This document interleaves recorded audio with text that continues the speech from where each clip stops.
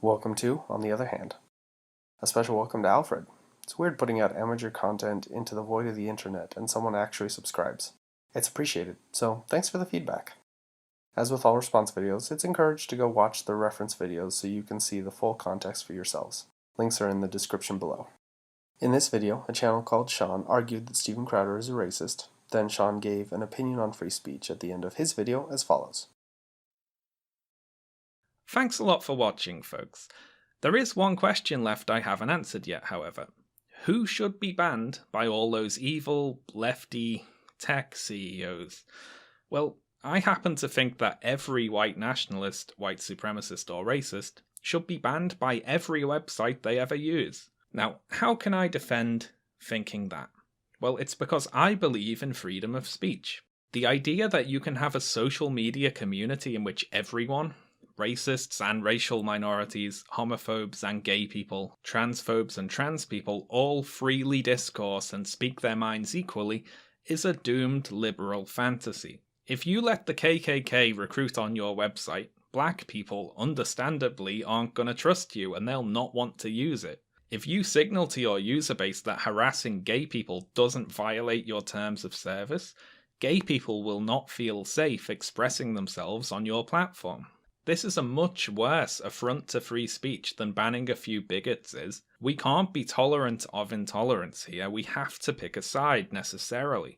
Trying to keep everyone on board, which is the strategy favoured by capitalist corporations obviously, as that's the scenario with the theoretical largest return even if it's unworkable in the long run, can only lead to that community eventually being overrun by intolerant bigots.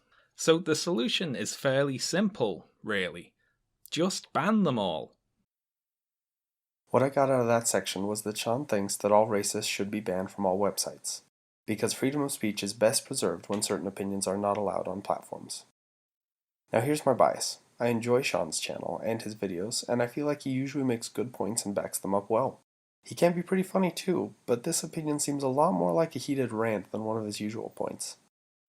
If all racists should be banned from all websites, who decides who's a racist? If people should be banned, it would be nice to have a clear and objective definition for a term of service or legislation. The problem is that beyond declaring that one race is superior to another, many third parties argue and label others as racist by reading between the lines or reading intent into what is said or done, which is subjective. Here's where I'm going to use part of a speech from Andrew Klavan, a news commentator for the Daily Wire. In this speech at the University of Memphis, he talks about racism by association in reference to Trump and says it better than me.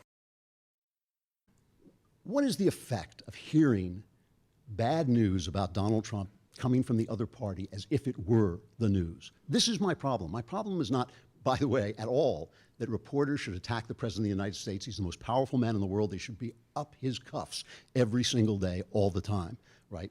But after 8 years of hearing Obama was scandal-free, he was a light worker. What enchants you about the presidency, Mr. Obama? After 8 years of that, to have this constant drumbeat against Donald Trump has two effects, right? On the left, it convinces you that anyone who could have voted for this guy, there must be something wrong with him. There must be something wrong with him. He must be evil or stupid or racist or something, right? He has to be. You wouldn't argue with a guy like that. You wouldn't discuss it with a guy like that. You boycott people like that. You shut them down. You yell at them. You scream at them. You come up to them in restaurants and throw milkshakes on them. Why would you have any respect for a fellow American who voted for the guy who was portrayed this way in the news? And if you're on the right, you start to think like, hey, I don't want to listen to this anymore. I'm tired of being lied about. I'm tired of being called racist. I didn't vote for Donald. I'm not a racist. I didn't vote for Donald Trump for any reason having to do with race. I'm tired of being portrayed this way. I'm not listening anymore. So if there's stuff that they have to say, that Trump's opponents have to say, that might be useful for you to know, you don't know it. As was suggested, I don't agree that all Trump supporters are racist. The tricky part is that there are some people who do believe that all Trump supporters are racist. And if the people who believe that are those with banning power on websites, half of the US population would be banned. So agreeing on what and who is racist is pretty important when drastic consequences are on the table. Different people can see racism where others don't, and a good example for me is in the Q&A from the same speech. But how in a conversation with a person of goodwill, once you use that word, how can he get to the next step? Well, I don't call people racist just to call them racist. Like, their words and actions have to be that for me to say that. Listen, there are people I'd like to call a lot of things, but I don't call them those names because I know I can't get to the next part of the conversation if I do. I just think it's a word that is unhelpful. And I think as unhelpful as what you're saying that Candace sometimes says, you know, I'm crazy about Candace, but I hear what you're saying. As difficult as that is, I feel the same way about calling people racist because I just don't see where the conversation can continue after that. I gotta leave. You nudging me. Thanks very much. The full exchange between Klavan and the questioner is longer than the shown portion. But the gist for me is the questioner was saying he doesn't flippantly call someone a racist. He has good reasons to back up the accusations. Klavan responds that calling someone a racist ends any meaningful dialogue. I agree with Klavan. If someone is truly a racist and is called out, people will stop listening to them. If the person isn't a racist, then either the accuser was just trying to use the ultimate smear instead of responding to the other person's ideas, or the two factions' definitions of racism don't align and the factions just talk past each other. I would dare say that talking past each other is the most common thing that happens today, and it ends meaningful dialogue. And ending meaningful dialogue on a large scale might polarize a country into camps that stop listening to each other. Now that I've talked about my opinions on accusing someone of racism, I want to talk about the free speech side of Shaun's argument. Shaun said he believes in freedom of speech, but says that everyone having freedom of speech is a doomed liberal fantasy. I feel like this is saying, I believe in freedom of speech, but, and is very similar to saying, I'm not a racist, but, which is ironic because earlier in the video about Crowder, Shaun points out that saying, I'm not a racist, but, puts you in dicey territory, to say the least.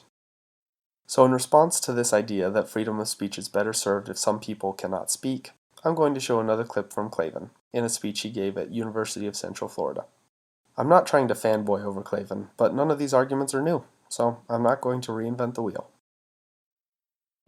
And so I want to be honest with you when I tell you that the freedom, the kind of freedom I'm talking about, is not easy, it's hard. Everything good, as you must know already in life, is hard. Love is hard. Peace is hard. Wealth is hard. Staying in shape is hard. It's all hard. You have to work at it. Now, one hard thing about freedom, and this is one thing that drives almost everybody crazy about it, including me, is that in order for you to be free, you have to allow other people to be free. I hate that. You can't be free by stepping on another guy's throat because one day somebody's going to come along who's bigger than you to step on your throat. It's that simple, right? You have to have a system, an agreement that everybody is going to be free. That has to be in place. If you want to speak your mind, you have to let other people speak. You can't define somebody else's ideas as hate speech because eventually the bigger guy's going to come along and define your ideas as hate speech. There's only free speech and speech governed by the powerful. Those are the only two kinds of speech there are, okay? Free speech and speech that's run by the powerful because the weak people can't decide what hate speech is. If you want to go to your way, other people have to go their way. You're gay and you want to get married, go ahead. But if somebody doesn't want to cater your wedding, you got to leave them be, even if it hurts your feelings. Freedom is hard on the feelings. In my opinion, freedom is messy and freedom is hard, but freedom is worth the garbage that comes along with it.